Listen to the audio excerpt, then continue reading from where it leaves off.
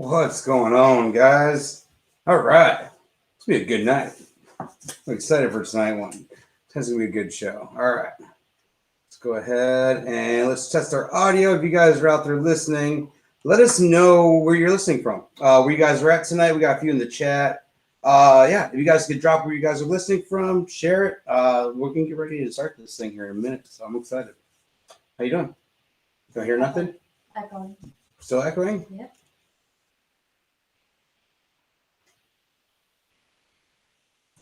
All right, let's try that. Let's see if I do that. Let's see if that works. I don't know why. No, we just need to know. Has to be something with the cameras or something, or the. Nope, you're still echoing. Is it still echoing? Let me know if you guys are in the chat, but you guys are hearing an echo on your end. Yeah, somebody was saying they had no sound a little bit ago. That might have been me. I might have muted you. You're always doing that.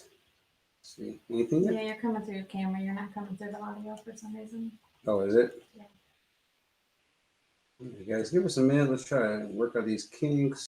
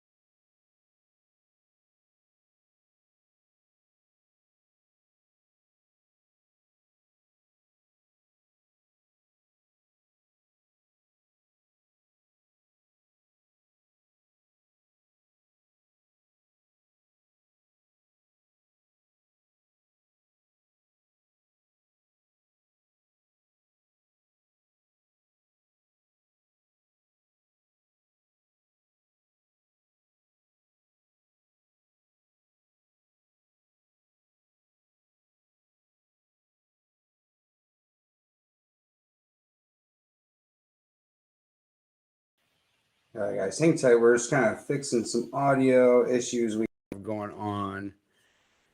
We should be fine here in a minute. I do apologize. We were testing out some stuff earlier because when my parents are coming on in a couple of weeks, we're going to adding a third camera and everything else. So I think when we started testing all that, screwed everything up. Is it still echoing? You're good now. Oh, it's good now? Yeah, we're good. Much better. So this is why we work out the kinks. Jacob's saying, yep, we're better. Thanks, bud. This is where we work out the kinks before we do all this stuff. This is why it's fun doing it live. All right, Hey, let's see. It can't happen live, right? Yeah, that's why we do it live. So we work out the kinks before. All right, guys, if you guys are in the chat, if you guys can drop a share, let us know where you're watching from. We are going to get ready to start off as long as everything sounds good. We're good to go. All right, I'm going to put you back down in. All right. We need one of those like action things. Like, welcome to season 4 of the Gaining Fast on Memphis podcast. Each week, we connect melodies and memories with fans, artists, and passionate-driven individuals in and around the music community. I'm your host, Aaron Shriver. Tonight, we are presented by our good friends at Arlo Revolution. Cinematic wedding films, music videos, and promos. Find them at arlorevolution.com. And then our on-screen sponsors, Hirewire by Joel. Original and custom artwork inspired by your life moments, treasured photos, and memories. You can find her all over Facebook and our good friend Corey Oliphant and the Original Church Choir. You can find Corey on Facebook too if you want to chat him up. He's always a fun chat at like 2 a.m. though. So, but we thank all of our sponsors for their continued support and growth of the show. We do talk about it every week, our Patreon. If you're looking for ways to help support the show, our Patreon is the heart and soul of the show. You can check it out. Tiers start at just $1. If you're looking to advertise with us, that is where you can get some sponsorship tiers. They go up from $1 up, and they're pretty cool little things you can check out on. You can see your logo displayed on the screen and in the show notes each week. Patreon is something you can't do. We ask every week, if you have an iPhone, just hop on the Apple Podcast app, give us a little 5-star review. I think we're like 7 away from 100. So it's pretty cool to have some nice little views on there. It's always great ways to help out. But if you guys are looking for ways to support Patreon, we always talk about it. And let me throw up the right picture.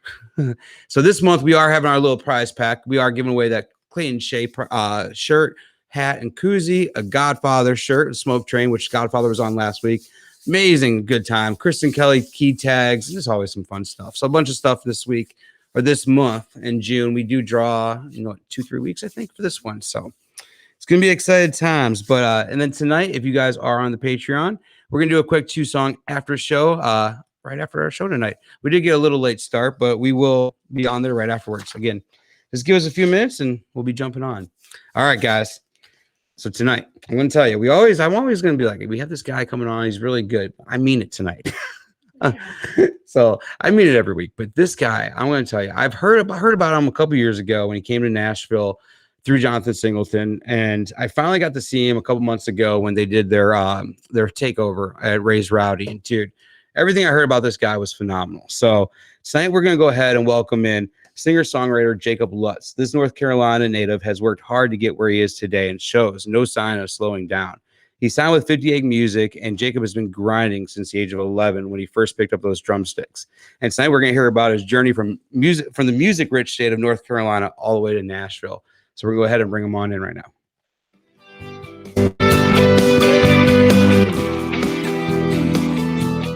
What's up, buddy? How you doing tonight?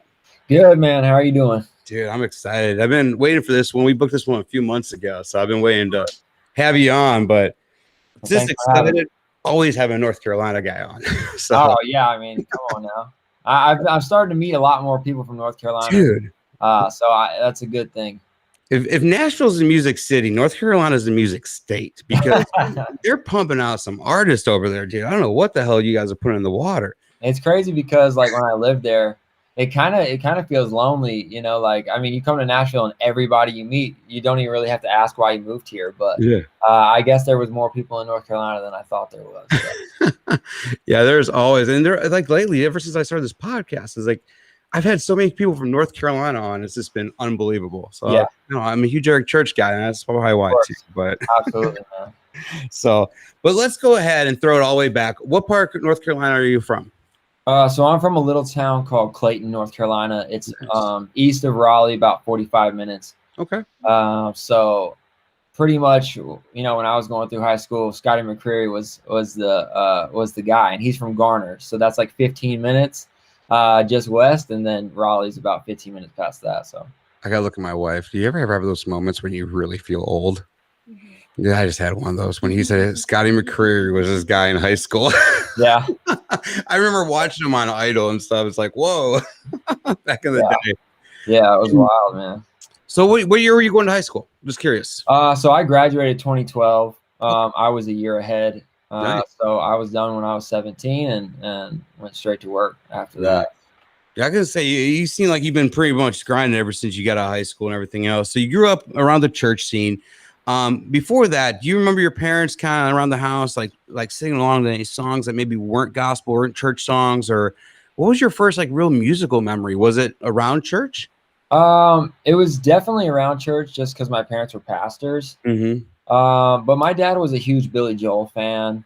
Oh, yeah. Also some old soul stuff too. And more temporary stuff or stuff that was out at the time. I was listening to Gavin DeGraw and Vocalist was always like what drawed me in. So yeah, definitely. Dude, that's cool.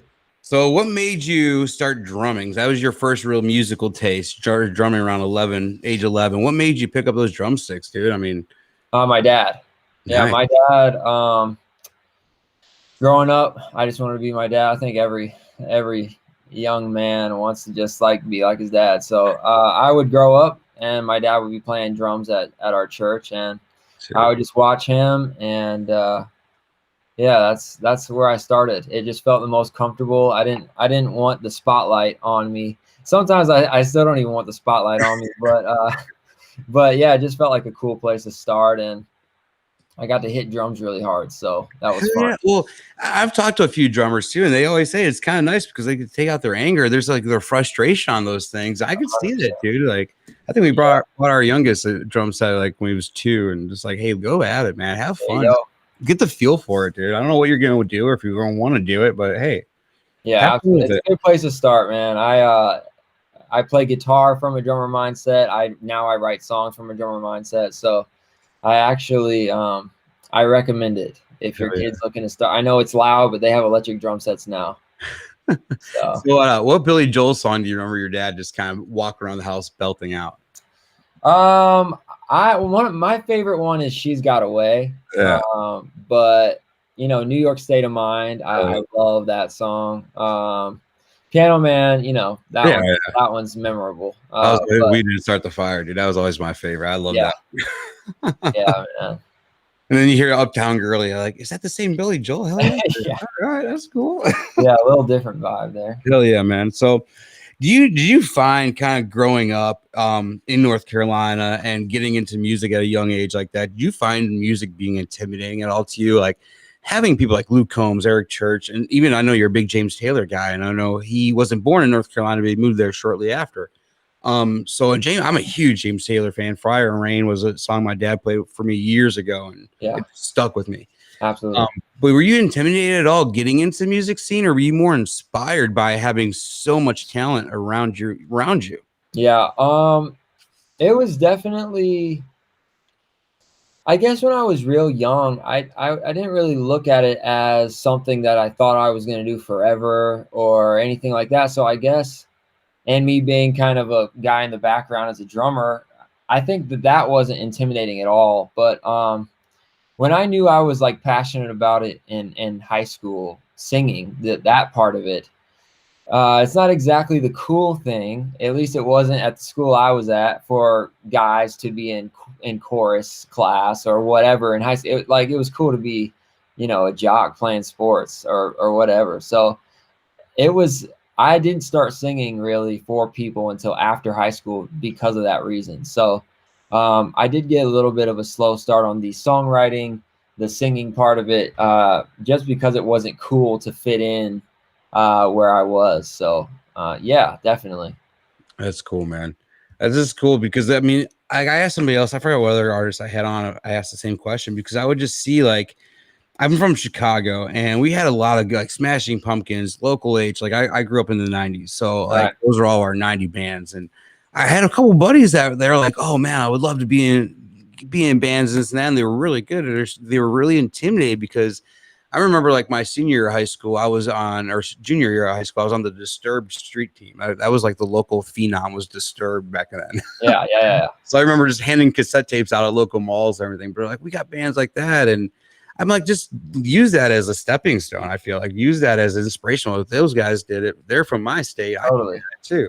So, and I just remember always having that conversation back then. It's just something that always comes to mind. But yeah, I guess I was like super into the Christian music world for a little while, and you know, just growing up doing that was all we were playing, you know, at church and stuff. And I didn't really do like a ton of research into music. It was kind of like whatever came my way, you know, I would just listen and just learn from it. And I mean, I didn't even know you could just be a songwriter until I moved to Nashville. So I kind of was living halfway under a rock, I feel like, until I got here. So right. So I do gotta ask though, because your influence is, you're just talking, we were talking James Taylor a little bit, but like Alan Stone, Gavin DeGraw, Justin Timberlake. Your parents were on your case, and they were just asking you, or pushing you to move to Nashville for a couple years before you ever went. What made you choose country music in Nashville, being from a Christian background and having the church music or like the gospel music and all that, and then having those influences? What made you or drove you to country? Yeah, well, I do think it's good to talk about, just because coming from the Christian world, there's certain ways that people feel about somebody who was singing or whatever in the church starting to do secular music or church outside of the church, or music outside of the church and playing in bars and stuff. So when I lived in North Carolina, I was working at a church, but I would also play shows, in bars and venues and stuff. And it was interesting because you would think that like you could go into a place like that and be super affected by that lifestyle. But I actually got like a lot of opportunities to talk to people about it because, they were in the bar struggling with stuff. And it was cool because I got, opportunities to invite people to church and kind of opportunities like that. So I didn't ever view it as like this negative, like bad place. It's like, I think honestly, a lot of people who like secular music, go to church every week. So it's like that kind of never made sense to me. And I just liked hanging out with all kinds of people. And I just feel like country has this fan base of super accepting people and good songs. Like they love good songs and good stories. And, it just kind of, I grew up in a country-ish area. But I was friends with everybody, and country just feels super accepting to me. And a place where I feel like I can pretty much do whatever kind of music with whatever influences I have and be accepted, and people will celebrate good music, whatever that sounds like. So. Now, were you writing then too before you went to Nashville? Were you writing a lot of songs?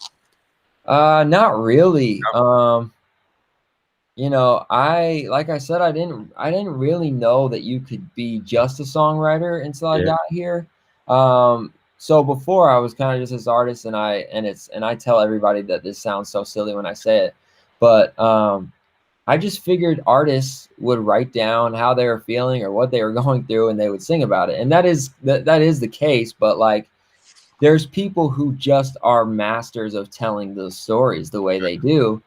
And there's like an art to it, and there's a way to do it. And I wasn't writing a ton. I had maybe written 20 to 25 songs total in my whole life before I moved here.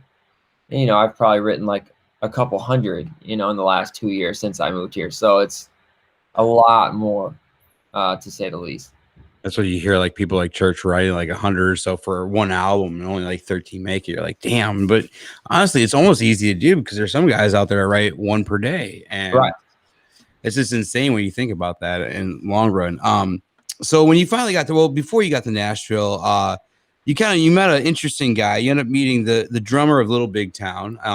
And it was funny because you really didn't know who it was at first. And then when they finally tell you, hey, I'm playing in the area, you went out and checked them out. I was laughing at that story because it was just like this guy just found you on Instagram then? Is that how that so I was I guess so I basically had to decide between college or tell my parents what I wanted to do with my life. What were you going to study in college? What was your plan? I wasn't. I 100% knew.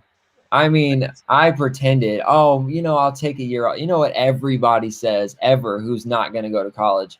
Yep. And not everybody, but we all say, I'm going to take a year. I've been in so many years of school. I'm going to figure out what I want to do with my life, and then I'll go. And so that was an easy out for me. But I never had any intentions, really. I was not like, this is what I would study. I didn't even get that far. Yeah. So it was going to be music. And if I was going to go to college, it was going to be music. Yeah.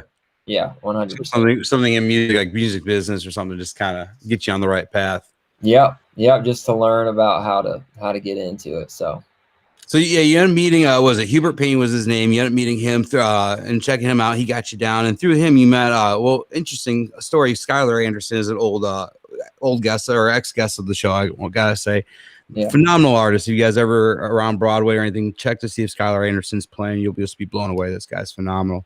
But Colin Parker, Trevor McKay. I met Trevor McKay when he was out with Tucker Bethard a few years ago. Just another dude. That guy's he would light it up on guitar, dude. I'm gonna tell you. Absolutely. Yeah, he can sing too, man. Dude, man. Yeah, he's great. He's probably one of the unsung heroes of Nashville, like Broadway and the whole area. Just that dude wails on guitar. If you ever get 100%. So. But yeah, so Hubert, I don't know how Hubert found me on Instagram. I was taking it pretty serious once I decided to do music. Yeah. And so I started posting a lot, and I started engaging with people and trying to build a community on Instagram. and had some success for a little while. And then there was, somewhat of a speed bump, in the road, working with some people in North Carolina. And Hubert, finally he sends me that message and he goes, dude, I love what you do. I'm a drummer. That's all he said, really. Like you said, I'm a drummer, would love to meet you, let's see what we could do together. And me being a drummer, I respond and I go, hey, I was a drummer too, like, sure, let's hang out. Not knowing like what level of drummer, he is. It's junior nerd talk. Yeah, that's what it was. Yeah, I mean, I was a drummer, but like, I'm not that. I wasn't that. I was 14 years old, hitting a drum set, playing drums in arenas. But so yeah, he says, I'm playing in Greensboro, North Carolina. Like, come hang out. And he tells me where he's playing, and I'm like, man, you guys are playing a Coliseum. Like, who do you play for? And he says, Little Big Town. And so, I get done with church practice, and I immediately go straight to Greensboro. And met all them, and everybody was super nice and super encouraging. And I always say I just went back to North Carolina. I went back to my job. I went back to my life. Because, who knows what's going to come of that. And so I said, even if it's just that, that's one of the coolest things that's ever happened to me. Sure. So that's pretty much where it all started. And then I visited in October, stayed with Hubert. We recorded some songs. I stayed in town for 2 days and flew out. And by the end of that trip, I pretty much knew I was supposed to be here. It was like calling my name at that point. Was that your first trip to Nashville? Yeah. Yeah, that was my very first time in Nashville. You never visited as a kid or anything before? That was your first taste of it? Yeah, that was. I had never been here ever, not once in my life. The first trip, damn, dude. It normally takes a couple for others. Well, I see Hubert. A first trip when you're with Hubert Payne and him walking you through and going, this is what this is for. This is what this is for. These are all the best musicians, and then let's go. You know what I mean? It's like pretty exciting at that point instead of just, exploring by myself. So I was ready to go. So another person we've had on the show, Jonathan Singleton. I met him years ago, probably 2006, 2007. Just phenomenal songwriter. I was just blown away. Yeah. So tell me about the first time he ever tried calling you. All right. So when I first got to town, I was running sound at Whiskey Row on Broadway, and I was running sound until 3 a.m. So I would get home at 3:30 or 4. So Jonathan, when they go to Wrights, it's like 11, but they're in the office by like 9 or 10. So I guess Jonathan was on his way into 50 Egg, into the office, and he calls me on his way in, and I didn't recognize the number. So I roll over and I didn't recognize it. So I just ignored it. So it's true. He answered that. I was like, man, I'm tired. I just got off like 5 hours ago. Whatever. I'm tired. So ignored it, just turned it back over and went to bed. And then my phone starts ringing again, and it was Colton, And I was like, no, I'm tired, man. I'm tired. Colton calls me again, and I pick up and I go, try not to sound like I'm asleep, So I'm like, what's up, man? How's it going? I wasn't that close with Colton yet. Yeah. He goes, you need to wake the hell up. Like, what are you doing right now? You need to wake the hell up, and you need to answer this phone call. Jonathan Singleton just called me, and he goes, he's trying to get a hold of you. He just asked me for your number. He's going to call you like right now. And I go, oh shit. Like, I just ignored his phone call. And I'm going to call him back right now, and I just hang up on him, and I just start calling Jonathan, And luckily I caught him before, and he's like, I'm about to go in, to the office right now. And he was like, just wanted to like meet you and just sit down and talk to you for a minute. And I said, I can come in right now. I'll come in right now, and he was like, I got a write coming up in, 30 minutes or whatever. And he's like, but tomorrow, can you make it in tomorrow? I was like, absolutely. Let's make it happen. Hell yeah. And but yeah. So I I didn't know who I was ignoring, but I, you know. I was gonna say, did you know who Jonathan Singleton was when he was calling you at that point? So a week before, Okay.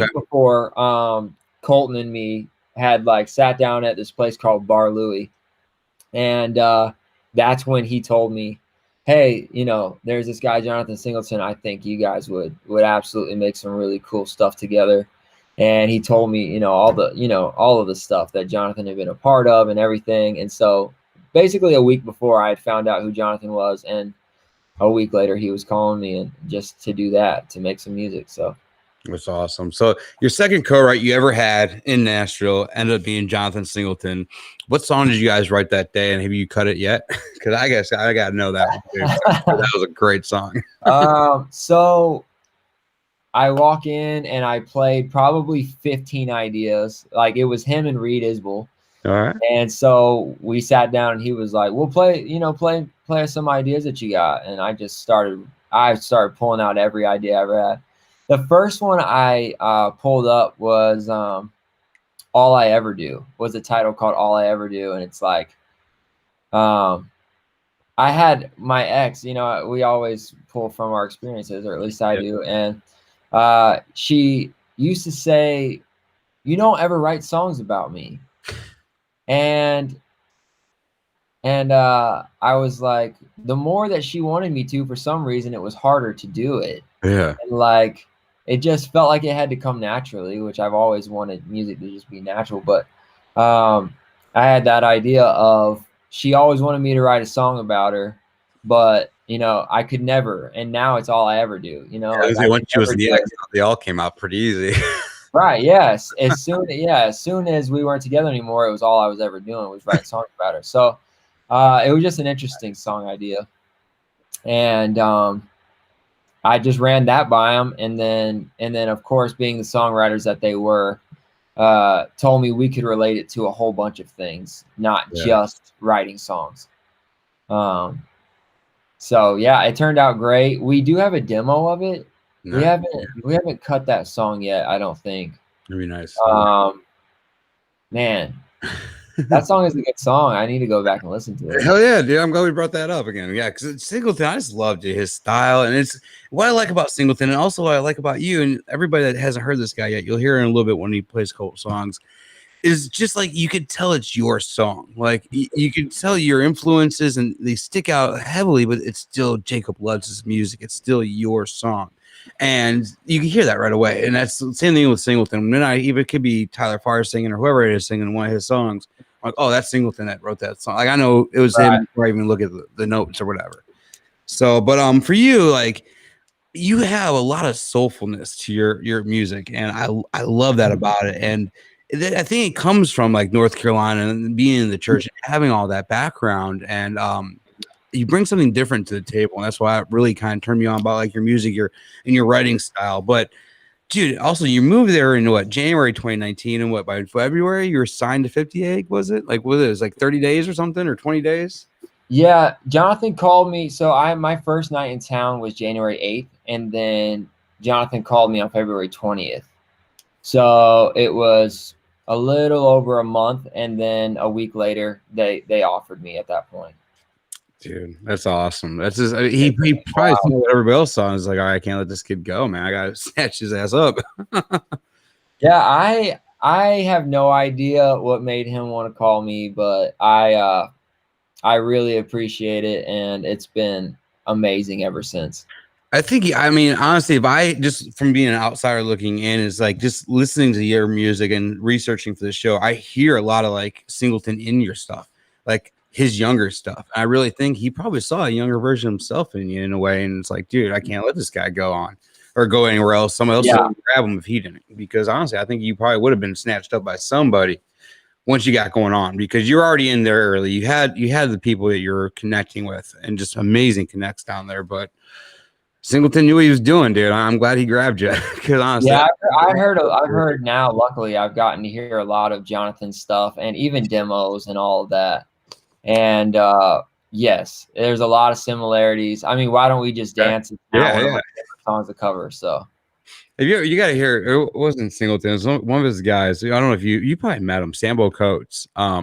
His Yep, brother Sam and Will. Okay, have him tell you one day about Why Don't We Just Dance. His way of saying that, talking about that song is hilarious because he's like, Turner got that song. He didn't know what it was about. He didn't know it was about.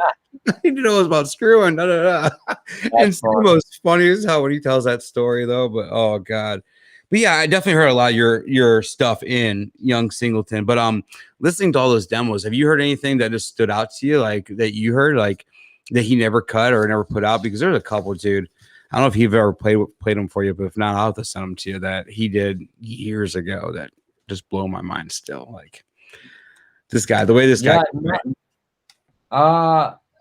Nothing really. I mean, most of them are just cuts that he had that came out with the artist, but like his version, you know. Have you heard his version of Red Light? I don't think I have. That's the one that got me, the Red Light version. I was like, dude, like I wish he would do an album where he just cuts like all his versions of the songs too, because I look at Singleton a lot like Chris Christopherson. He wasn't always, I mean, even though Singleton is a good singer, Christopherson always wasn't the best singer, but dude, hear the songwriters paint those pictures of the songs. And that's way when I hear I mean, some of your songs like Same Love, dude, like, God, that song gave me chills. And even the another one I asked you to play later on, Speak of the Angel, dude, I was like, oh my God, like that's like I was like, I'm glad my wife's sitting over here and doing sound on that one. Come like, this is gonna be a good song for her to hear tonight. I just love that song, dude. But we're gonna get into that a little bit. So before we move on to our next section of the show, I got a couple quick questions. But being in Nashville for only 2 years, what kind of challenges have you faced so far that you've noticed kind of getting your music out there or even getting heard? And also, what's your plans for 2021, man? Do you think you're going to try to get some EPs out or an EP out, some new songs, or what you planning on doing this year, bud? Yeah. And let me know if this is like skipping a lot. It kind of is. Yeah. But so difficulties that I faced is learning how to songwrite. Just getting here and not really knowing that there's actually an equation and like a way to approach it and what makes a song catchy and all of that stuff. It's like something I've had to take very seriously and stop talking and just listen to people who've been doing it for, 10 years or more, or 15 or 20 or 30. I mean, there's people who have really mastered it in this town, and I've had the lucky opportunity to be in rooms with them and just being quiet and learning how to do that. And it's very difficult, but once you start getting the hang of it, it's probably the thing I'd love doing most, honestly. So that's been, I guess, a struggle in a sense, but it's been an amazing journey at the same time, if that makes sense. Yeah, makes a lot of sense. Yeah, but so for music this year, so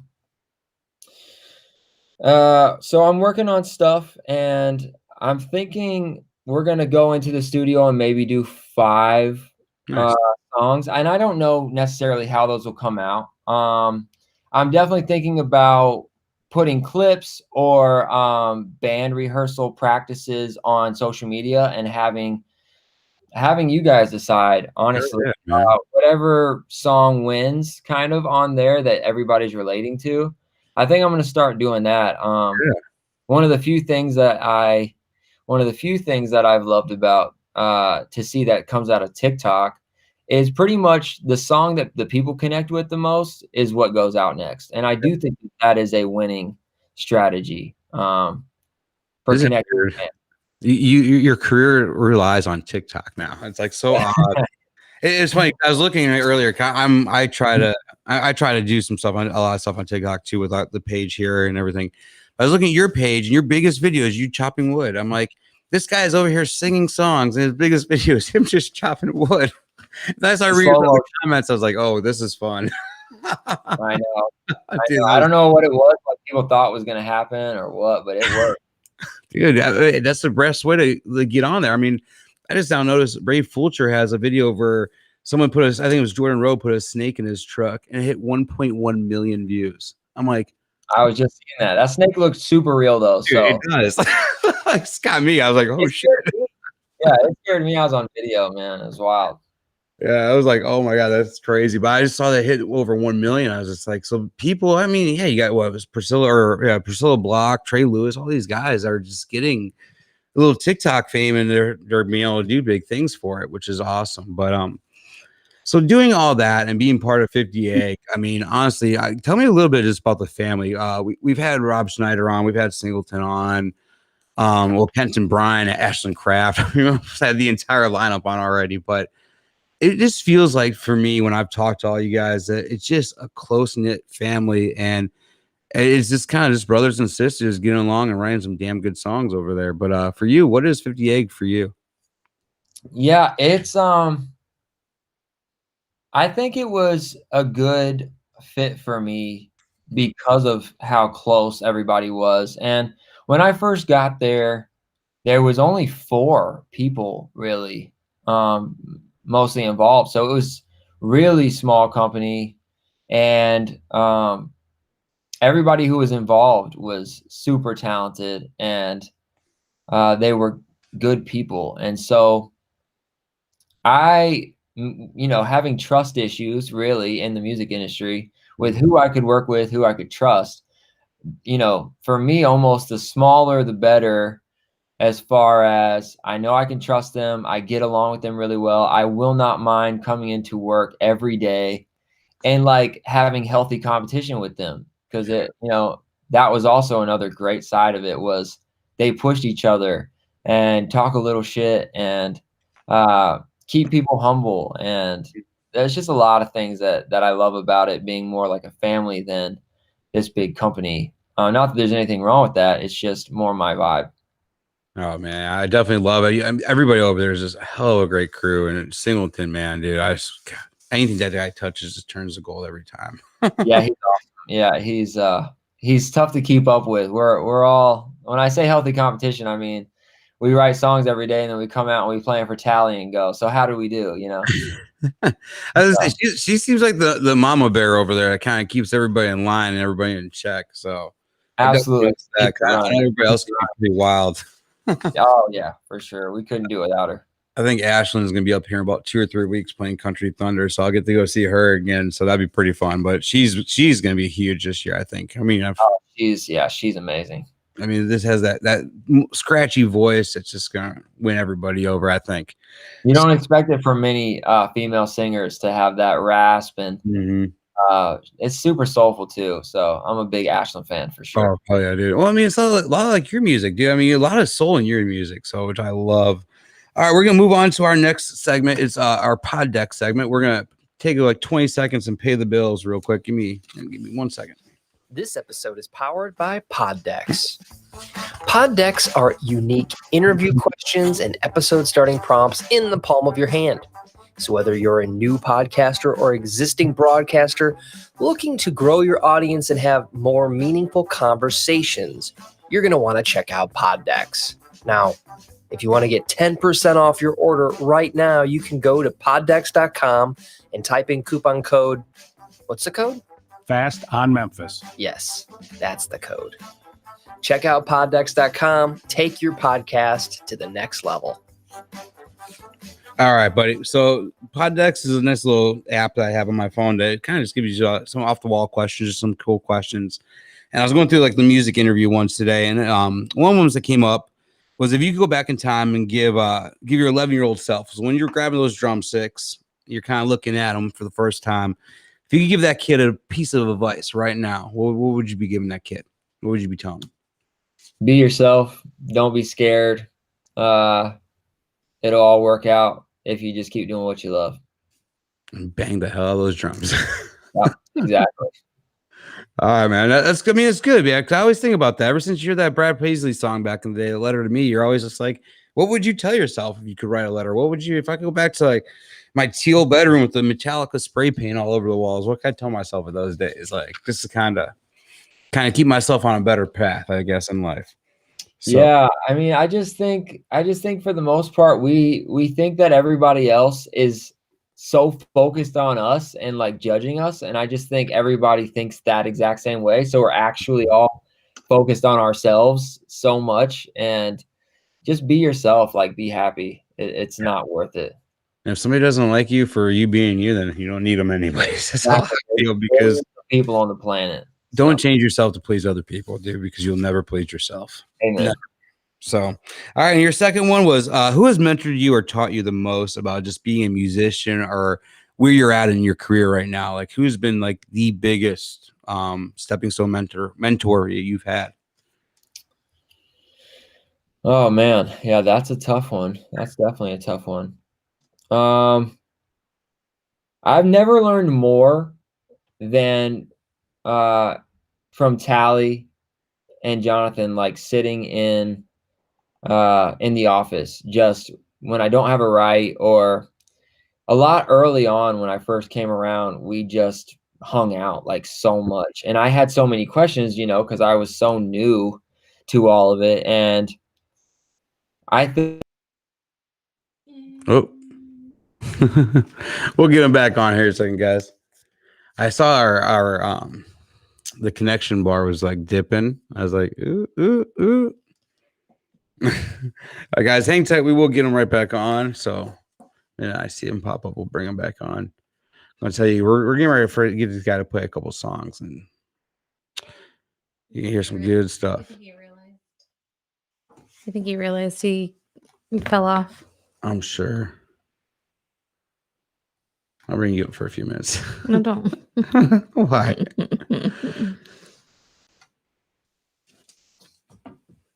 Let's see. I'll text him and be like, hey, we lost you.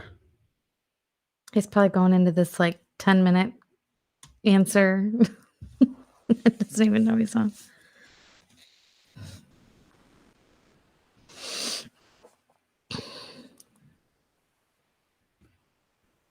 All right.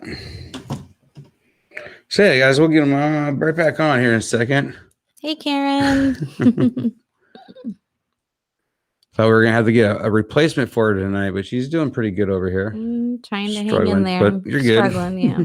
But I'm trying. All right, guys, we'll wait for a few minutes and get him back on. And yeah. Sorry, I look so tired. I look awful. I feel tired too, but hey, whatever. Oh, there we go. All right. What's up, buddy? Oh, we lost your volume again. What did we do last time to get your The volume little back? wheel, the cog wheel. Yeah, in the that wheel. corner. is that right? There you Yep, go. there you go. Got it. Man, sorry about that. You're all good, dude. Yeah. All I right. was just like, oh, he dropped out. I was like, no. All right, we're back. So you started talking about 58 and Singleton. And it's not lagging right now, so this is perfect. Yeah, we're all good, man. So Awesome. Yeah. So we were talking about your mentor, and you're talking about Tally and Singleton just being one of your biggest mentors over there. And I like how you said you've learned a lot from just by hanging out. And honestly, because there's been times where I've kind of just got to hang out with this Singleton during the day, and the stories that guy tells, you can tell why he's an amazing songwriter, just because he's had his experience. He's been there. He knows what he's doing, I feel. Yeah. And to have somebody like that as a mentor is just phenomenal. Yeah, he's lived it. And I mean, Tally's lived it too. I mean, they've both been in this town, I think 15 years, I think both of them, or 15 and 14 for Tally, I think. But I mean, they've just seen it all. I mean, they've been a part, like you said, they've been a part of things that have blown up, and they've seen a lot of artists start from a position that I'm in, and they go through this journey. And so I just think, for somebody in my shoes, the value of just, again, the same way I had to learn how to songwrite, of just being quiet, go listen to them, and actually, I don't know it all, and I could learn from anybody. So just hours of sitting in there. So I mean, I would say kind of a combination of those two. Hubert has been a huge influence on me. My parents, obviously I wouldn't know any music without them, but I think my ceiling of wondering and questions like grew so much when I moved to Nashville, and to have them there to like give me those answers, it was, it's been awesome. Did your parents ever give you that, like, see, we told you you should have went? Did they ever give you that? Because, I mean, they were telling you, I heard or read it, they were telling you for a couple of years that you should move to Nashville before you actually moved. But they ever tell you now, like, see, we told you? Well, they've had moments like that. I'm sure, but they're really proud though. But then I say like, but if the timing wasn't exactly what it was, then it wouldn't have worked out that way, you know. That's very true, yeah. So yeah, I'm at the right Hubert, time. yeah, with Hubert and those guys, they were making the band at the exact same time as I came here, and then Jonathan and Tally had just started the company pretty recently before I came around. Yeah. Yeah, I know they started, and I mean, I think they got Luke and a couple guys right after that, and it started rolling right after it. Yeah. So it's a smart thing to do when you get Luke Combs on board. So you kind of run with it when you get this guy blowing up as fast as he did. All right, we're gonna play a quick game. It's called Hot Seat. So what I'm gonna do is we're gonna do 60 seconds on the clock. I'm gonna ask you 10 questions. We're gonna see how far we get through. And first thing that pops in your head, just go ahead and answer it. All right, here we go. The first CD you ever owned. Need to Breathe. All right. What's your hometown famous for? Barbecue. Ooh, what was the first concert you ever went to? Jason Mraz. Oh, that's a good one. The strangest thing you've ever seen in the middle of the road? The homeless people on Broadway, for sure. Those signs can say anything. Yes. One song you wish you wrote. Man, so many. Wrecking Ball, Eric Church. Dude, all right, that's a good one. What's one thing people buy that you think is a waste of money?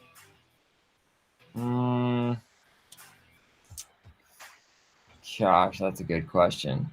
Vegetables. I'm just kidding. I know vegetables are important, but I don't know what else to say right now.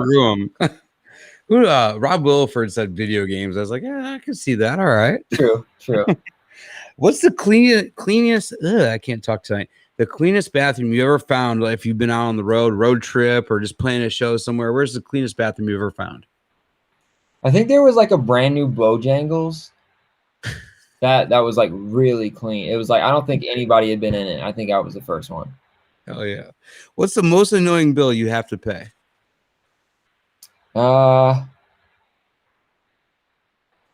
There's probably some like Netflix or something that's like always charging me and not giving me enough new shows or something like that. Hell yeah, man. All right, it's 2:00 in the morning. You walk into a grocery store. You're gonna pick 3 items up to make the cashier feel uncomfortable. What 3 items are you picking up? Oh, to make the cashier feel uncomfortable. Because nothing's gonna make me uncomfortable. I'm already there at 2 in the morning. Gosh. I have no idea what I would buy to make that cashier feel uncomfortable. I feel like they see it all, don't they? I know it's 60 seconds. I'm way past. Oh yeah, when music's already ran out. We're just having fun with this. I forgot last week what that wrestler said, what the Godfather said, but he had me laughing. What did he say?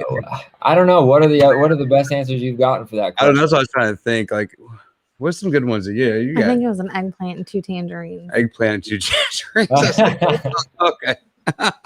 Now we have some other good ones too. I forgot, but so the last one is you've been in Nashville a couple years, coming from North Carolina. You got to see and do a lot of things up to this point. What's still on your bucket list? Maybe like a venue you want to play, or just something you still want to accomplish while you're in Nashville or in your professional career. I would love to play the Opry. I got to play the Bluebird with Jonathan and them. Like they brought me up and they brought Ashland up, but I would love to go play my own show at the Bluebird as well. Yeah. I mean the Ryman. I mean it's like all those things, you know. I played the Outside Whiskey Jam.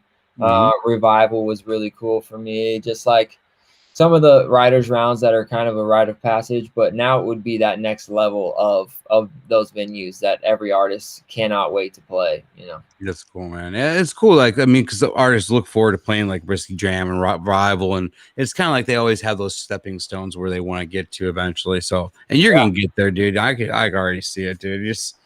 I mean, if people haven't heard your music yet, they're gonna hear it in a couple seconds here, but you're gonna get there, dude. It's fucking some badass stuff. Thanks, Excuse my language, y'all, but it is some really good stuff.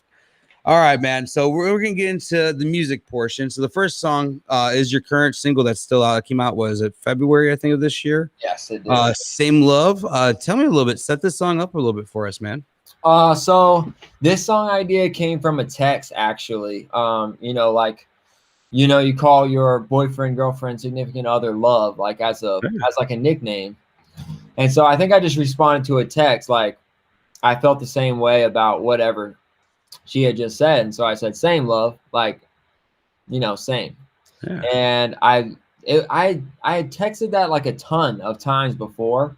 And this time, for some reason, it just hit me different because it might have been about how she was feeling or whatever. And it's like, okay, that makes a connection. So same love, same love. It's like nickname, but also we're equal. The way you feel about me is the way I feel about you. And it's like, I just think in a lot of relationships, one person is always like more into it than the other. Like they're always trying to hang out with the other, and it's not quite balanced. And that sometimes makes it to where relationships don't work out. And it's like, what if there's like, when it's right, you guys are on the same page and the same level, and you guys are like falling at the same speed, kind of. So like, that's where that came from. Yeah, I like that, man, because I mean, honestly, like just sitting here is just that being honest, my wife and I being parents, you got to be on the same page at times. I mean, if you don't, you're not going to get anywhere. I mean, I know there's been times her and I have fought and we just kind of stopped and looked at each other like, what the hell are we doing? We're doing this together. I mean, absolutely. God put us in this world together to kind of conquer these problems together. So why are we creating our own type thing? 100%, page, same love. I love that, dude. That's all it is. That's all it is right there. Hell yeah, man. Dude, I love that. All right. We're going to give you the stage, man. Here's same love, guys.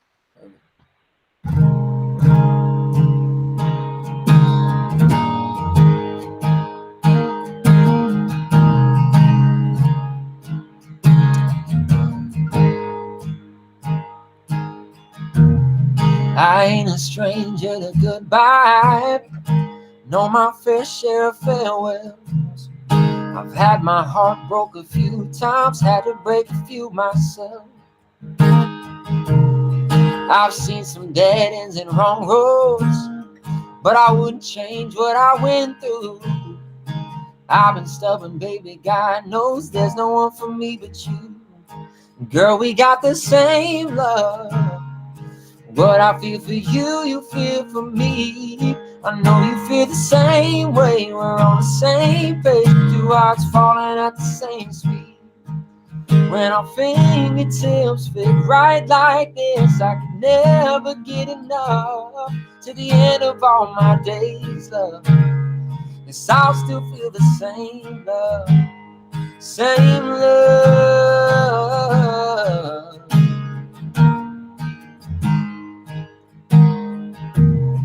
It's like I know what you're thinking. I swear that you can read my mind. No matter how much I'm giving, you give it back every time. 'Cause girl, we got the same love. What I feel for you, you feel for me. I know you feel the same way. We're on the same page, two hearts falling at the same speed. When our fingertips fit right like this, I can never get enough. To the end of all my days, love, 'cause I'll still feel the same love. Same love, yeah.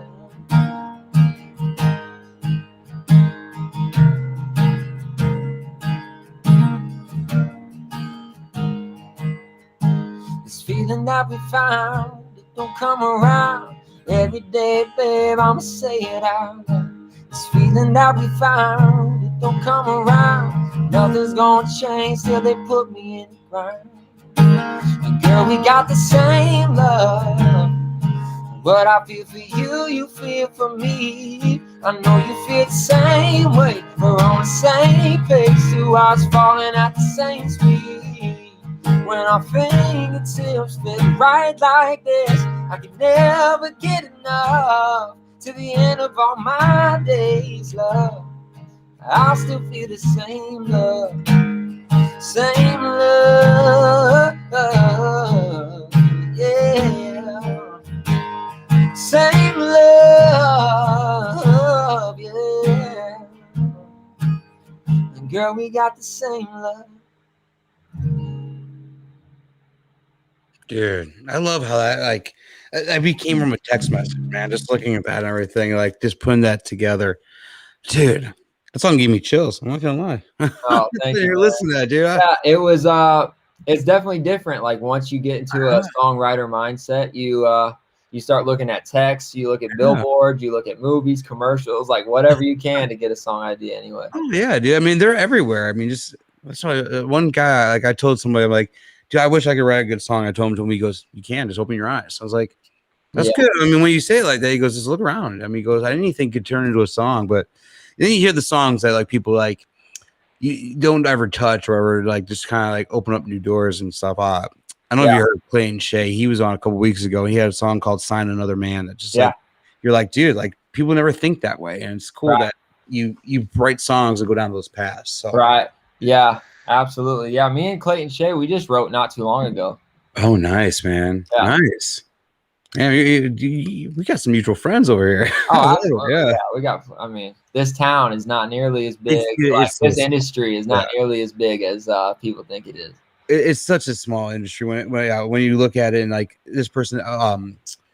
When I interviewed the band Everett last year, I think it was, their manager ended up being one of Eric Church's old like digital media guys. He goes, "You don't remember who I am, do you?" Or whatever. I'm like, dude, I don't remember the name. He goes, dude, I've known you since 2006. I was like, oh my God, like I don't even remember this guy. And like I've known him for almost 10, 12 years or whatever at that point. Yeah. But it was just so weird. Like I didn't remember the name. I didn't put two and two together, but I was like, it is such a small world at times. Yeah, well, that's how it's been with Zoom. Like, because whenever COVID hit, we've been writing all on Zoom.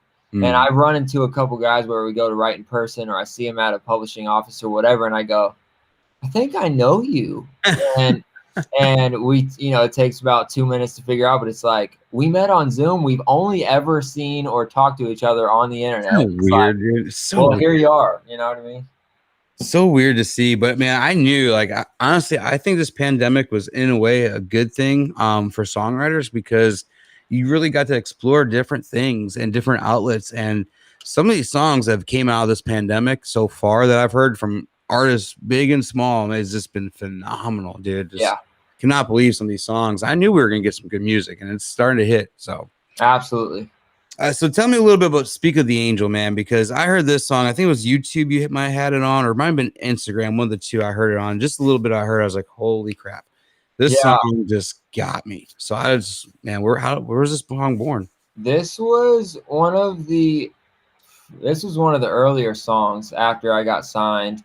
So basically, I was writing with Reed pretty much every write, just because I didn't know what I was doing, and he did, and he was very similar to me as when he was going to be an artist, where he could sing high and low, and he could sing runs and all kinds of stuff.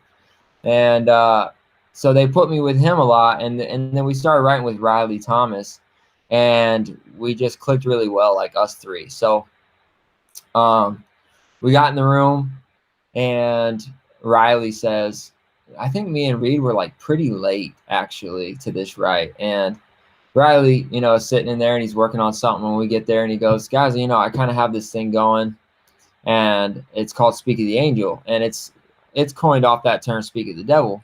Yeah. And he's like, what if we just switched it and said "Speak of the Angel," and it's just a love song, just a straight, pure love song about her. And he had this guitar part, and we just jumped on it, and it didn't take very long to write, and it's still one of my favorite songs that I've been a part of, for sure. I learned a lot that day as a writer. Could be probably my favorite song you've put out, or you've done, like put a video out so far for, and I was just, I heard this, I was like, holy crap, this song. Yeah, I love, this song is one of my favorite ones for sure. All right, man. Well, I'll go ahead and give you the stage, man. We'll be back in a couple minutes. Perfect. Thank you. Perfect. All right. Speak of the Angel. Here we go.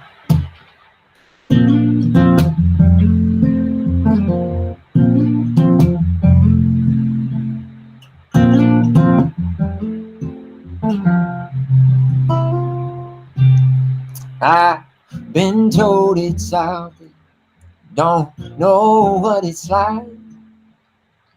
I've never been to heaven, but think I see a piece every time.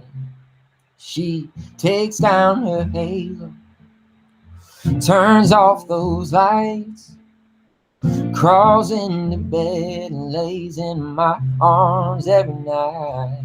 Speak of the angel, she's perfectly designed, every detail. It's like she was made with me in mind. Could be anyone's, but thank God she's the one he sent to save me from myself. There's no one else. Speak of the angel, I'll never let her go. She's healing for my heart, and she's damn good for my soul. I was good for nothing, no one, before she came around. Lord only knows who or where I'd be right now. Speak of the angel, she's perfectly designed, every detail. It's like she was made with me in mind. Could be anyone, but thank God she's the one he sent to save me from myself. There's no one else. Speak of the angel, speak of the angel. I've been told it's out there, don't know what it's like. I've never been to heaven, but think I see a piece every night. Speak of the angel, she's perfectly designed, every detail. It's like she was made with me in mind. Could be anyone, but thank God she's the one he sent to save me from myself. Yeah, there's no one else. It could be anyone, but thank God she's the one he sent to save me from myself. There's no one else. Speak of the angel.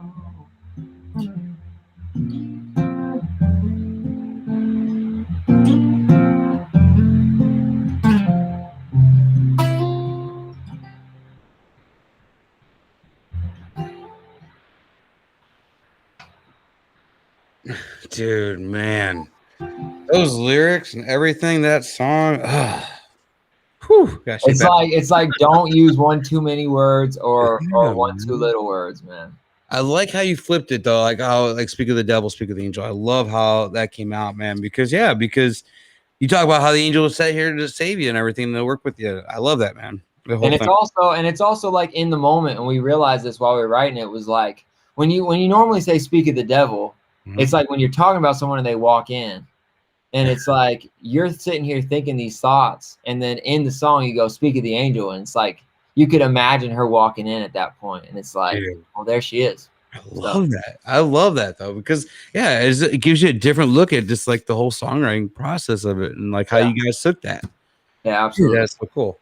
Thank you, man. Like how the songs come alive like that, and how like you put like the stories with it. And that's why I'm a big songwriter fan, man, and I like the singer songwriter of it, of doing it. So I'm definitely glad that that's the path you chose, dude. And when you got down there, and really, I know he said you had to learn how to write songs and stuff, but I don't think you had to learn, dude. I think they came to you, and what you're writing now is just phenomenal. I just think you got to find it. So you say learn, you just found it. Yeah, I really appreciate it. We couldn't do what we do without people like you and the fans and just people to consume and appreciate it as much as we do. I appreciate that. So before I let you go and before we roll into the after show, I want you to tell me about your arm tattoo, dude. I've been seeing that all night. You gotta tell me about that thing, dude. Yeah. So thing looks badass from just then. I was like, dude, you gotta tell me about that. Well, thank you. Yeah. So I always liked how tattoos looked. Yeah. But one, growing up in church, it's not always looked at as such a great thing. And also my mom was a whole nother side of that. So my mom was like, you are going to have to get a real job. Like, if you ever do someday, you know, you might not be able to have them. And I'm not old by any means, but, you know, 7 years, 6, 7, 8 years ago, certain is accepted in the work industry, the professional industry, not even in the military as much at that point. So not until a couple years later did we start seeing it just become more and more acceptable, I guess. Yeah. So at the very beginning, I came up with a very strategic plan. My dad's birthday was coming up, and I knew he was turning 50. And so I knew he wanted a 50 years of life tattoo, kind of a summary of what he's accomplished and kind of what's meant a lot to him up until this point. And so I said, I wanted to pay for my dad's, but I want to get one too. So I like bundled it up into, I'm really getting dad a birthday present, but you should let me get one so it'll be a bonding experience. And that's where I started, and I started on my chest here. So Okay. it had to be inside. Oh, nice. It had to start inside of a shirt, a short sleeve shirt. Yeah. And that was like the rule. So I started on my chest, and then I waited a little while, and then I got one up here. So it went to here. Nice. And then with this song is actually one that I wrote. Mm-hmm. This is over about 7 years of time. Mm-hmm. So my first one was the year after I graduated, 2013. And then the very last one I got is on the inside of my arm here. And that was literally right before I moved to town. Just to finish it up before I got here, I wanted to be the cool guy with tattoos. And then I got here and realized everybody had tattoos. So I was not a cool guy. But it's all music. Yeah. None of it is like words per se. This song is a song I wrote about just chasing your dreams. And I don't know if that song will ever come out. It might not. Yeah. A version of it might come out, but it was more of a reminder to myself. And all the rest are just instruments. So I got a keyboard, here. First guitar I ever bought. Actually, it's sitting right here. Dude, that is awesome. So this is that guitar. Look at that thing. So that was awesome to get. Drums was my first instrument. Yeah. And so yeah, it's pretty much everything involved with music. And was that a microphone up here on the chest part? Was that a microphone? Yeah, this was one of those old school microphones. So that's where that started, So it's been cool. I mean, they hurt, but it's worth it. After a while, it's fun. I think it's like, all right, relaxing. I got a few, but I saw a couple pictures of yours. I'm like, I gotta ask him about that tattoo. This looks badass. And yeah, it actually the same artist that did it all, or what'd you say? Was it the same artist that did the whole thing? Yeah. And he even said, and this is what I was about to say, it's like normally you would plan out a sleeve, but we didn't. And it turned out, he said, dude, he's like, I've never not planned out a sleeve and it looked this good. He's like, you got lucky with that, because a lot of people piece it together and it doesn't look as good.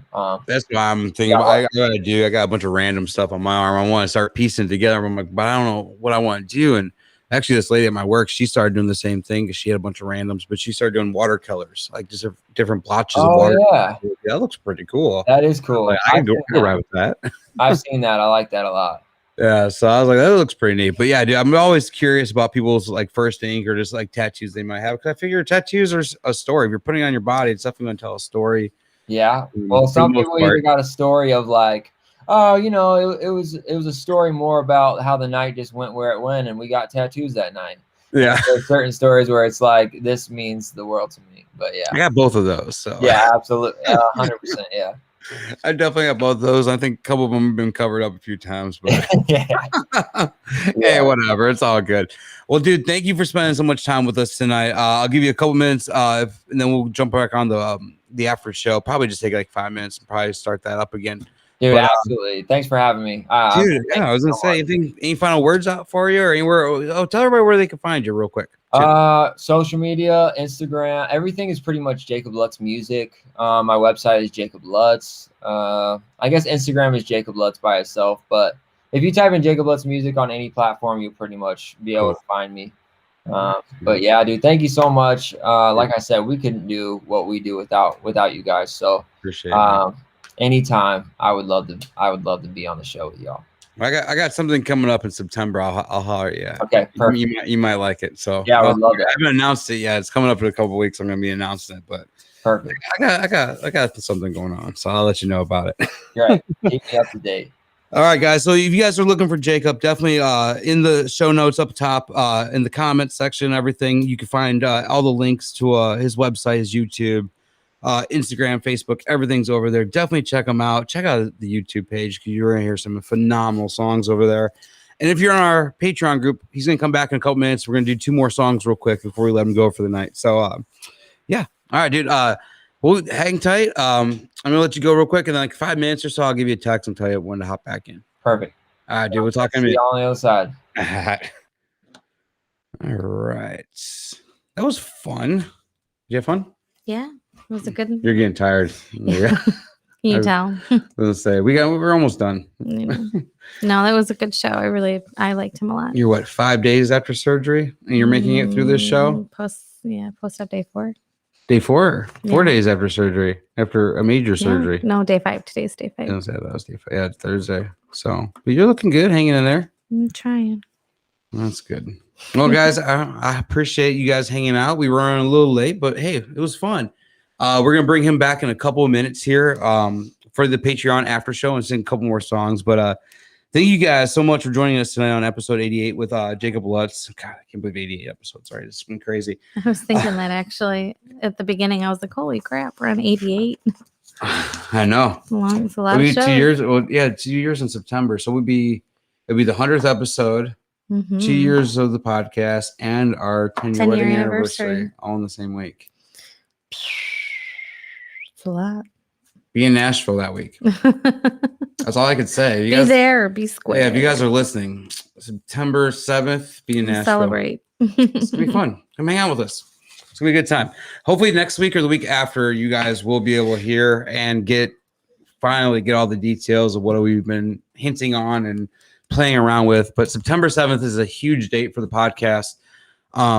Definitely keep it on your calendar. And if you could be in Nashville, Tennessee live in person, be there. Definitely. So it's a Tuesday night, same night as always, but it's gonna be fun. Next week we're gonna have another fun week, and I cannot wait. Yeah, it's gonna be a good one. So if you guys are in Patreon, we'll see you in a few minutes. If not, we'll see you next week. The Gainin Fast on Memphis podcast with Aaron Shriver is brought to you by Arlo Revolution. As we close the book on another chapter, remember, music gives a soul to the universe, wings to the mind, flight to the imagination, and life to everything. Next week, Aaron connects more melodies and memories with other fans and the artists they love. Thanks for being a part of this musical journey, and we'll see you next time on the Gainin Fast on Memphis podcast with Aaron Shriver.